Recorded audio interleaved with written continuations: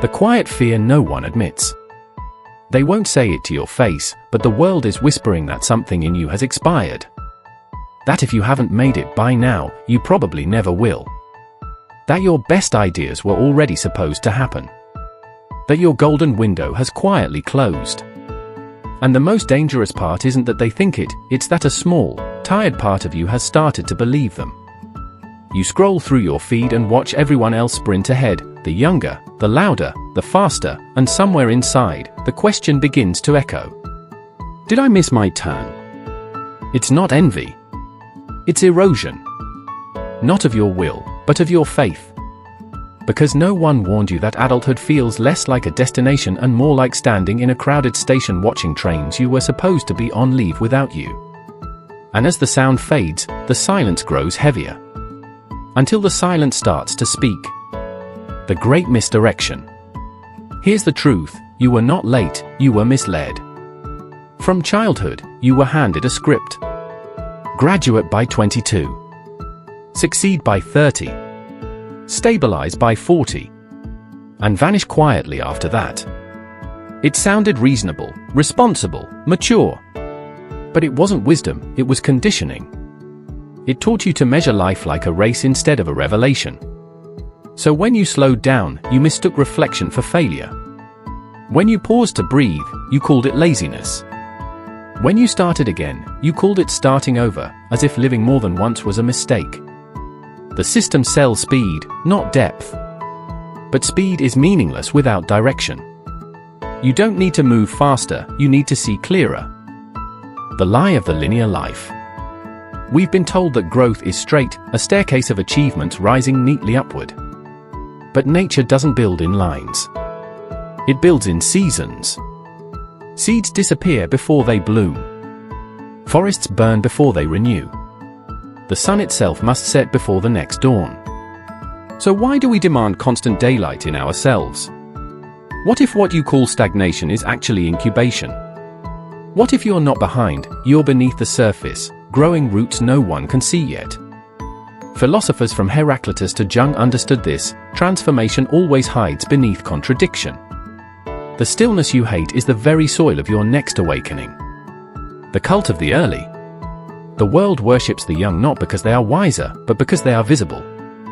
The early risers, the prodigies, the 20-year-old founders, they are fireworks, bright, loud, and brief. But the philosopher knows that lightning impresses and the mountain endures. The mountain is slow, unmoving, patient, yet it shapes the weather itself. We confuse noise for meaning, motion for mastery. But depth is built in silence. Every artist who matters went through years the world ignored. Every sage walked through deserts that no one photographed. The miracle was never that they succeeded, it's that they kept going when no one was watching. The rebirth of self. There's a strange thing that happens when you stop rushing. At first, the silence feels like punishment. Then it begins to feel like peace. And finally, it becomes revelation. Because when you slow down, you start to hear something deeper, the quiet pulse beneath your story. Most people don't fear failure, they fear losing their old identity. The achiever. The dreamer. The promising one. But growth demands a funeral for who you were. You are not supposed to feel the same fire forever. You are supposed to burn, become ash, and ignite again into something else entirely. Call it the death of the persona. Call it the philosopher's rebirth. Call it simply, becoming. The philosophy of enough. We spend decades chasing meaning as if it were a finish line. But meaning isn't earned, it's remembered. You were born with enough. Then the world convinced you otherwise. It told you that enough was a number. Enough money. Enough attention.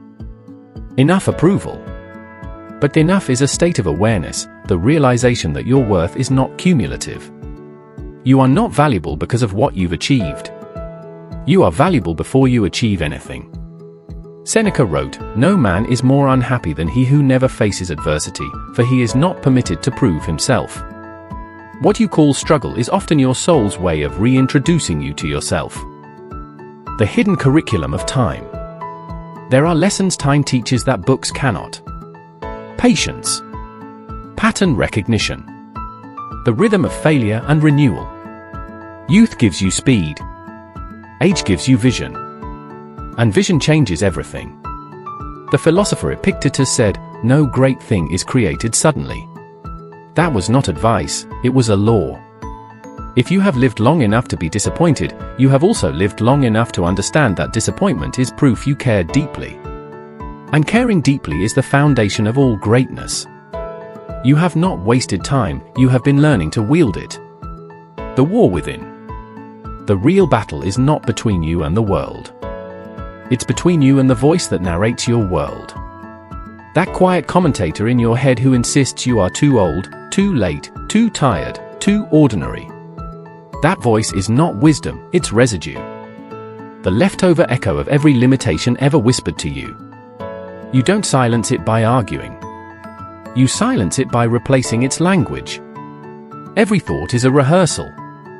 Every word, a spell. Say something long enough, and your mind will build a reality around it. If you keep saying, "I'm behind," your life will slow to prove it.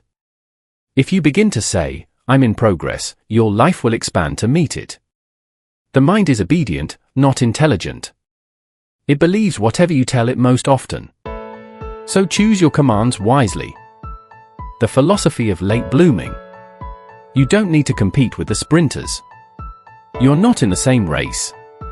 The philosopher's path is not measured in speed but in depth of seeing. A late bloomer doesn't arrive, they emerge. Emergence is slower than arrival. It requires patience, humility, and an unshakable belief that silence is sacred, not empty. Every tree that lives long enough eventually stops chasing the sun, it simply becomes a part of the landscape. And yet, without it, there is no forest. The myth of lost time. There's a grief that lives in everyone who measures their life against a clock. We call it regret. But regret is only possible when you mistake the path you took for a wrong turn, instead of a necessary detour. Philosophy is the art of reframing, and time is its raw material. What if every delay was protection? What if every closed door was calibration? What if the universe isn't late, it's just precise? You haven't missed your moment. Your moment simply needed you to mature enough to meet it. The solitude of becoming. No one tells you that real transformation is lonely. Not because you're unloved, but because you're undefined. You've let go of who you were, but haven't yet become who you're meant to be. That's the void philosophers call liminality, the sacred middle space. It feels like emptiness, but it's really reconstruction. A seed doesn't look like a tree. It looks like decay before it bursts into life.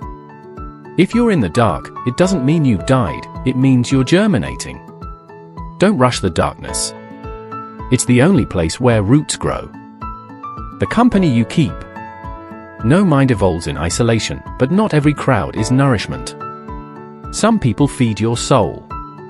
Others drain it quietly with realism, cynicism, and fear disguised as concern. You don't have to exile them. You just have to stop inhaling their limits. Every conversation you tolerate becomes a belief your subconscious memorizes. Guard your energy like a philosopher guards his thought. Because what enters your mind through others eventually becomes the world you see. If you surround yourself with decay, even your dreams begin to rot. If you surround yourself with growth, even your wounds begin to heal. Choose your garden. The mirror of nostalgia. Nostalgia is a beautiful poison. It convinces you the past was golden, when in truth, it was just known. You don't actually miss who you were. You miss how certain life once felt, before you realized how fragile certainty is.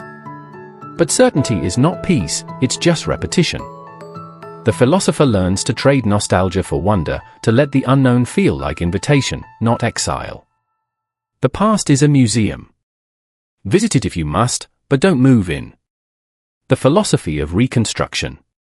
At some point, the old dreams will stop fitting.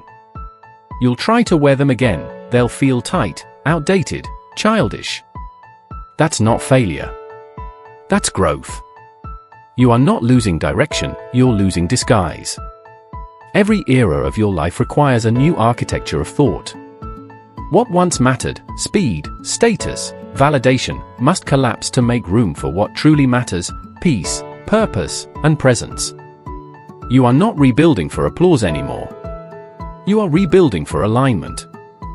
And alignment is quieter than success, but infinitely more powerful. The sacred middle. Somewhere between who you were and who you're becoming, there's a quiet space that demands no performance. That's where truth lives. You don't have to prove yourself there. You just have to stay still long enough to see yourself clearly.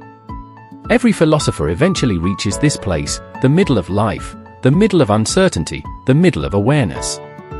And in that middle, you realize you never needed to arrive anywhere. You only needed to wake up to where you already are. The final realization. Maybe the purpose of life was never achievement, but understanding. Maybe wisdom was never meant to make us famous, but free. And maybe, just maybe, all this time you thought you were lost, you were actually being refined. Not broken. Not behind. Becoming. Because the philosopher's secret is simple. The deeper you go inward, the wider the world becomes outward. When you stop rushing toward tomorrow, you start seeing eternity in today. And when you finally make peace with the idea that there is no race, only rhythm, that's when life stops chasing you and starts collaborating with you. So remember, you are not broken. You are not late. You are not behind. You are precisely on time in a universe that values depth more than deadlines. Breathe. Begin again. This isn't the end of your story. It's the moment you finally start writing it with awareness.